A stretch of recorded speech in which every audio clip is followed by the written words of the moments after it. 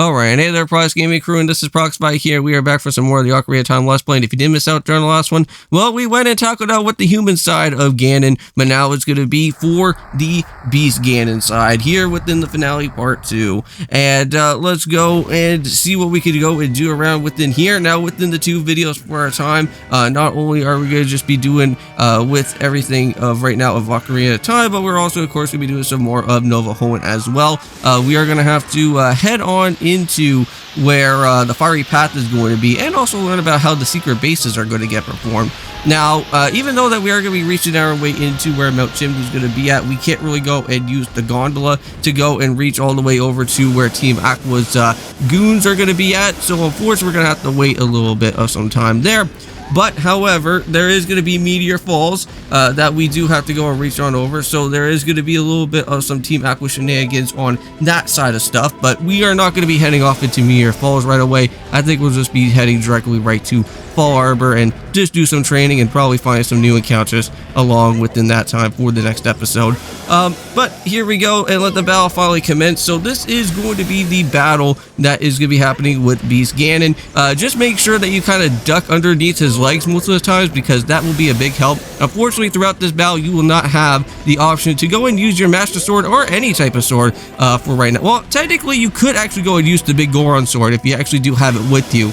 But I don't know if that would actually go and cause any type of damage to the backside of him. Potentially, I think it would. But yeah, it's just the unfortunate thing that happens here is that you won't be able to go and use the Master Sword at this point, not until at the very end of the boss battle, for when Zelda actually tells you to go and use the Master Sword to your advantage out here. Now, it seems like using the light arrows to go and stun him in the head is actually not too bad, because that will give you at least somewhat of nice good clearance to at least try to hit the back part of him, and that's what we're going to be doing from time to time here, is just hit him in the head, then hit him in the backside, and just keep on doing that over and over again. Now, I didn't really get to go and see that there in the video, but it seems like there was a lot of magic potions just showing up around out there. Now, I don't know if that was just because that Zelda was just tossing out magic potions to us or something, or if it was just because Phantom Ganon was getting stunned and we were just going to be able to get magic potions. I don't know how that was all working around there, but I sure would have probably picked some of those up though. But here we go. So now the fire is going to kind of dissipate out here for now, and we can now go and pick up with the actual Master Sword that is going to be. But now let's go and get back into it. Yeah, and unfortunately, once we pick up that Master Sword, the fire is going to be coming back, so just be careful for when that does go on.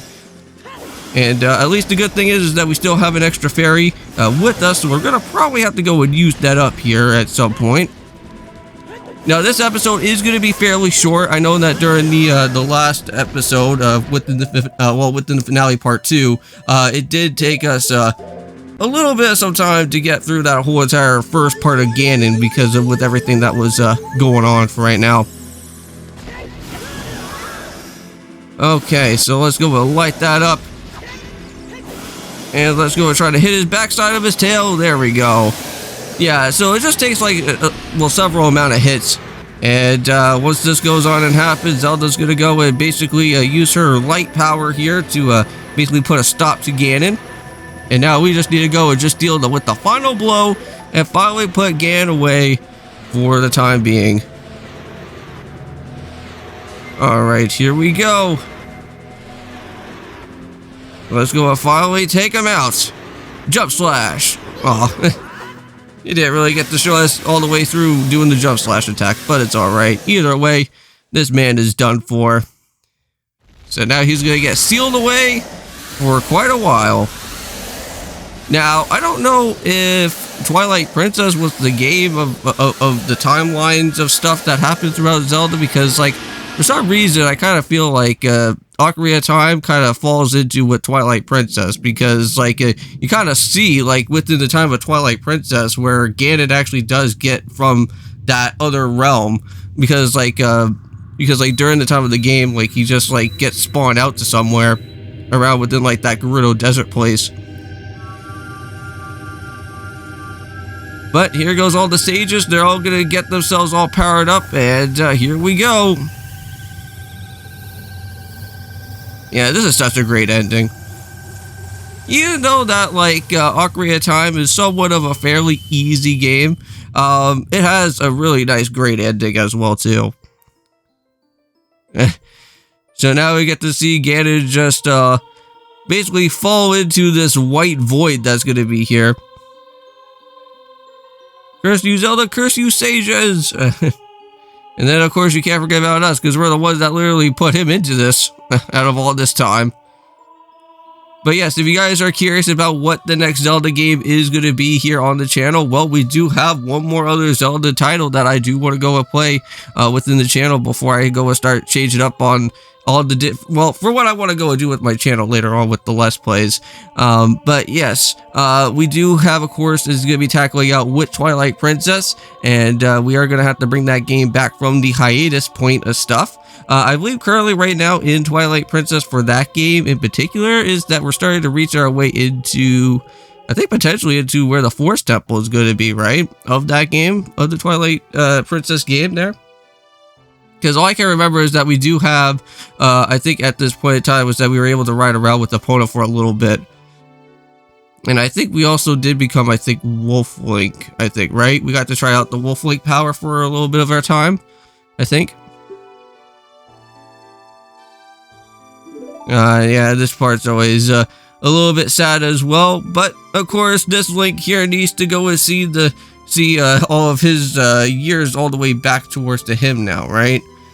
Because like in this story of Ocarina of Time is that Link missed all of his 7 years of him being as a kid, so basically Zelda's gonna basically bring us back to the past and have those 7 years that we can actually be able to have now.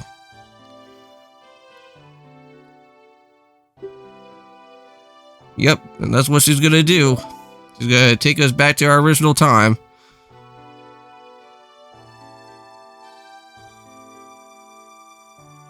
And I think also as well too, the ending credits are also pretty nice because you get to see like a nice good little way back type of thing to go and see all the different places that we went into originally from before, going through like Death Mountain and going through like the Kokiri Forest and everything.